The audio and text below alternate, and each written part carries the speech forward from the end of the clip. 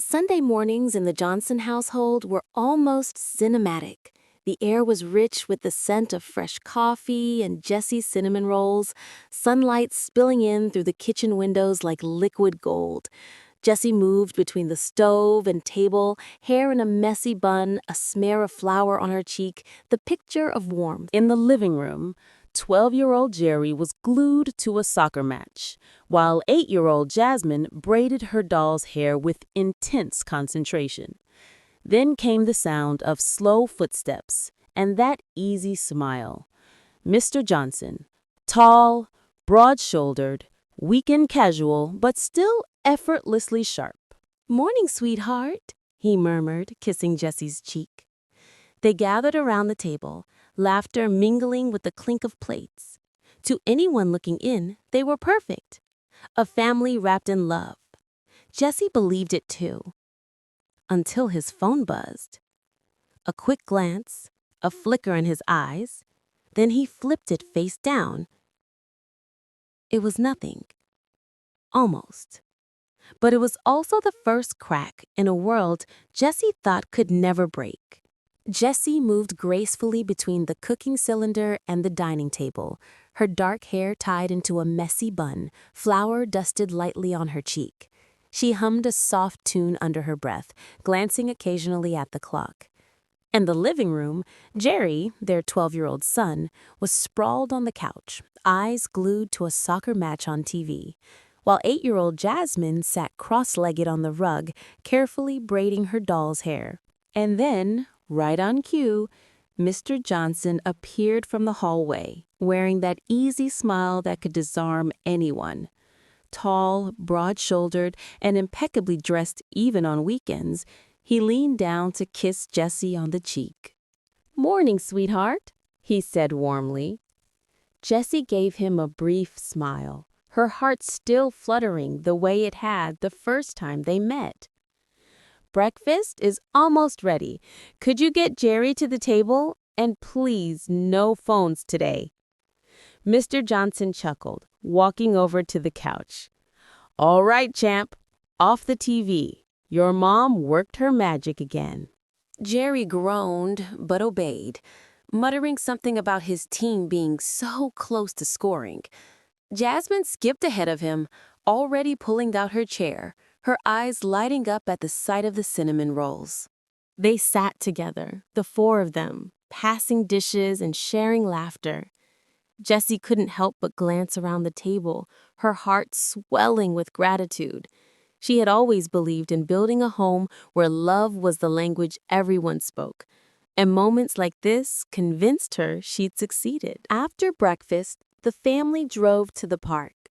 Jerry practiced his soccer kicks with his dad, while Jasmine tugged Jessie toward the flower garden to show her every bloom she found beautiful. Mr. Johnson joined them after a while, carrying Jasmine on his shoulders, making her giggle uncontrollably. To the outside world, the Johnsons were the perfect family. Good jobs, well-mannered kids, a home filled with laughter. Neighbors often told Jessie how lucky she was, and in those moments, she agreed. She trusted her husband, loved him deeply, and believed they were building a life that could withstand anything. But that Sunday, as they returned home and Mr. Johnson's phone buzzed on the coffee table, Jessie noticed something. A flicker in his eyes as he glanced at the screen, then quickly flipped the phone face down. It was small, almost nothing, but it planted a seed of unease deep inside her. She didn't know it yet, but that tiny moment would one day grow into the storm that would test everything she thought she knew about love, loyalty, and family. Mr. Johnson's late nights at work became more frequent. His phone was always locked now with a new password he never mentioned changing. When Jessie asked, he'd laugh it off. "Babe, it's just work. We've got a big project. I'm trying to provide for this family." And she'd nod, swallow her unease, and push the thought aside. But unease has a way of growing when left unattended. One rainy Thursday evening, Jessie was folding laundry when she heard the faint buzz of Mr. Johnson's phone on the coffee table. He was in the shower. Normally, she wouldn't have touched it, but something in her chest urged her forward. Her fingers hesitated over the device. One swipe, just one look. The screen lit up with a message preview. Can't wait to see you again tonight. Last night was unforgettable. Jessie's heart froze. Her hands went cold, and the sound of the rain outside seemed to fade into an unbearable silence. When Mr. Johnson stepped out of the bathroom, towel around his neck, she was sitting on the couch, the phone in her lap, her eyes fixed on him. Who is she? Her voice was calm, too calm, but her hands trembled. He froze. Jessie, don't lie to me, Johnson. Who is she? He rubbed his face, pacing. It's someone from work. It's not what you think. Not what I think? Her voice cracked. You've been sleeping with her. The air between them felt like glass. One wrong word and it would shatter completely. I made a mistake, he said finally, his voice low. It was stupid. It meant nothing. Jessie's eyes burned with tears. You've destroyed everything for nothing? From the hallway, Jerry's voice broke in, sharp and uncertain. Mom? Dad? What's going on? Jessie quickly wiped her tears, but it was too late. Jerry had seen her face. Behind him, little Jasmine peeked out, clutching her teddy bear, her eyes wide with confusion. Mr. Johnson's late nights at work became more frequent. His phone was always locked now. With the new password, he never mentioned changing. When Jessie asked, he'd laugh it off. Jessie moved like a shadow, cooking, cleaning, getting the kids to school. But inside, she was unraveling. Late at night, she'd sit in the kitchen, tea growing cold, staring at nothing. One night, Jerry appeared at the doorway, eyes red. Mom, why did Dad do it? Her chest tightened. Sweetheart, I wish I had an answer. I don't want him at my games anymore. I hate him. Don't say that. No, Mom, he broke you. I saw you crying. That's not what a dad's supposed to do. Meanwhile, Jasmine tried to glue the family back together with crayons and cookies. She left drawings of smiling stick figures on their pillows. One night, she set a plate of cookies between them. Can we be happy again now? She asked softly. Neither could answer. Jessie avoided neighbors to dodge the fake smiles. Mr. Johnson stayed at work longer. Not for her, but because home felt unbearable. One evening, after the kids were asleep, Jessie sat across from him at the table. I can't live like this, Johnson. Maybe divorce is the only way. His head snapped up. Jessie, please don't say that. I ended it. It's over. She shook her head.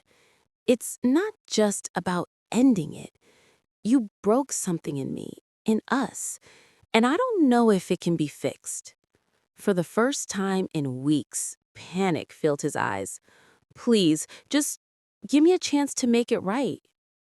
Jessie wanted to believe him, but trust, once shattered, doesn't grow back overnight. The next morning, Jessie braced herself for the same crushing silence that had filled their home for weeks. Instead, she woke to the scent of coffee. Not her usual brew, but the exact blend she loved from the cafe downtown. On the counter sat a small bouquet of lilies, her favorite flowers, and a note in Mr. Johnson's handwriting. I don't deserve your kindness, but I want to try. Please, let me try." She stared at it for a long time before tucking it away. She wasn't ready to forgive, but a small, stubborn part of her wondered if he meant it. In the weeks that followed, his efforts were impossible to ignore. He came home early, no excuses, no secret calls. He showed up at Jerry's soccer practices, earning only silence at first, until persistence turned into short backyard matches.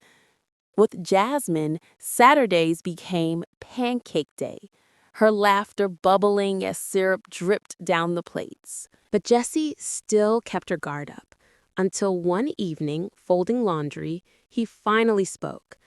"I was lonely," he admitted, shame in every word. "Not because of you. You've been everything. But I stopped talking to you, and instead of fixing it with you, I looked for comfort in the worst place possible." She didn't answer right away. His words didn't sound like excuses. They sounded like truth. "It's not enough to end the affair," she said at last. "You have to rebuild what you destroyed.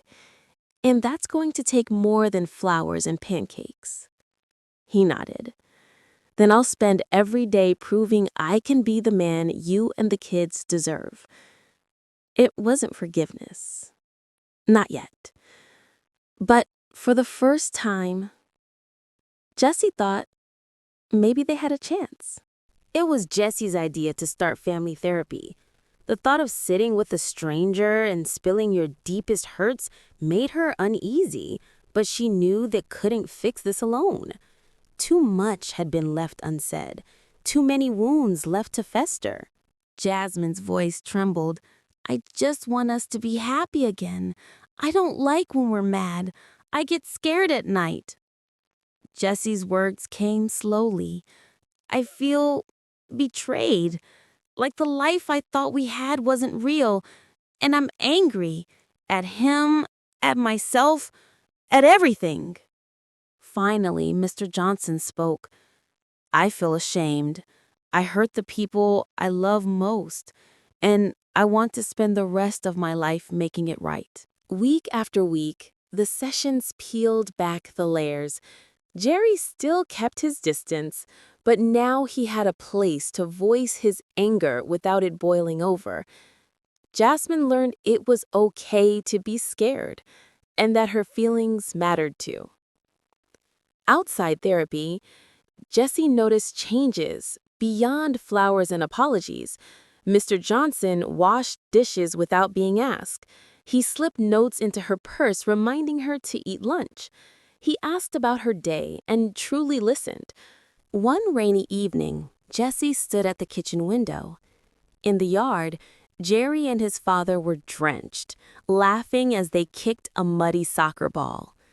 Jasmine ran to join them, her raincoat flapping, her squeals cutting through the gray evening. Jessie felt something shift. Not the full return of love, but a loosening of the knot around her heart. Maybe healing wasn't a single moment.